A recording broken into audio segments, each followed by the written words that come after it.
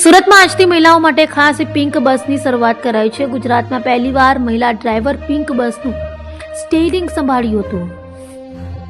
સુરત મહાનગરપાલિકાને 2 વર્ષ પછી બીઆરટીએસની પિંક બસમાં મહિલા પાયલટ મળી છે। આ બસમાં મહિલાઓ જ મુસાફરી કરે છે, પરંતુ એ માટે મહિલા પાયલટ મળતી ન હતી। આખરે બસનું સંચાલન કરતી કંપનીને મહિલા બસ પાયલટ મળી ગયું છે। આ મહિલા બસ પાયલટનું નામ નિશા શર્મા છે અને તે ઇન્દોરની રહેવાસી છે। 1 અઠવાડિયાથી સુરતમાં બસ પાયલટ તરીકે ટ્રેનિંગ લેતી હતી।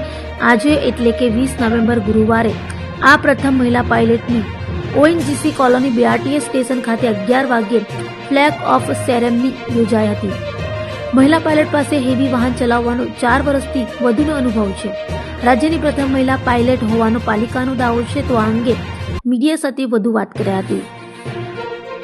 सोमनाथ मराठे ट्रांसपोर्ट कमिटी अध्यक्ष सूरत महानगर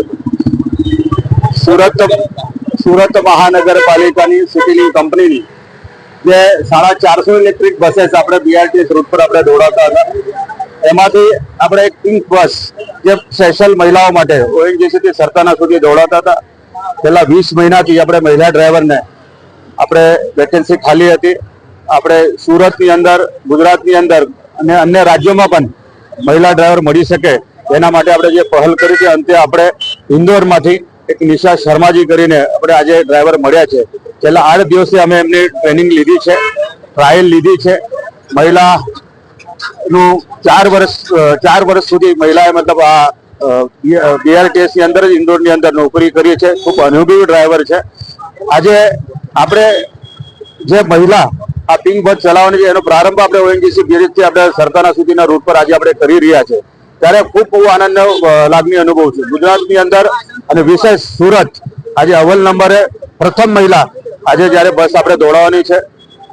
આજે આ મહિલાને જોઈને અન્ય મહિલા પણ આગળ આવે અને એ પણ એની મજબૂતાઈથી બહાર આવી શકે એના માટેની અમારે આજે જે પહેલ છે મહિલાઓ માટે હજુ પણ આપણી પાસે અહીંયા વેકેન્સી ખાલી છે, કંડક્ટરો માટે વેકેન્સી ખાલી છે।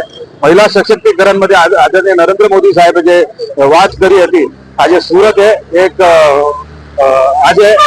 આગળ આવીને આજે મોદી સાહેબના મિશનને આગળ વધાર્યું છે।